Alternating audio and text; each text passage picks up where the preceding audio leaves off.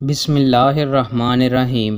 رسول اللہ صلی اللہ علیہ وآلہ وسلم نے ارشاد فرمایا، تم میں سے بہتر وہ ہے جو اپنے گھر والوں کے لیے بہتر ہو، اور میں اپنے گھر والوں کے لیے سب سے بہتر ہوں۔ اور جب تم میں سے کوئی مر جائے تو اسے خیر بات کہہ دو، یعنی اس کی برائیوں کو یاد نہ کرو۔ رسول اللہ صلی اللہ علیہ وآلہ وسلم نے ارشاد فرمایا، جو کوئی بندہ اللہ سے دعا کر کے مانگتا ہے، اللہ اسے یا تو اس کی مانگی ہوئی چیز دے دیتا ہے، یا اس دعا کے نتیجہ میں اس دعا کے مثل اس پر آئی ہوئی مصیبت دور کر دیتا ہے، جب تک اس نے کسی گناہ یا قطع رحمی رشتہ ناتا توڑنے کی دعا نہ کی ہو۔ رسول اللہ صلی اللہ علیہ وآلہ وسلم نے ارشاد فرمایا، مجھ پر جھوٹ نہ باندھو، اس لیے کہ مجھ پر جھوٹ باندھنا جہنم میں داخل کرتا ہے۔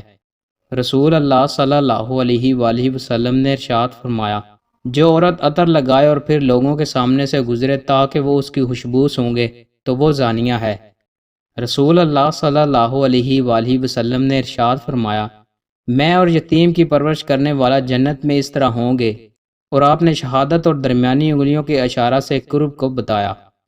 رسول اللہ صلی اللہ علیہ وآلہ وسلم نے ارشاد فرمایا، تین نعتیں نجات دلانے والی یہ ہیں، ظاہر اور پوشیدہ میں اللہ کی خشیت، محتاجی اور غنی میں میانہ روی، غصے اور خوشی میں انصاف کرنا۔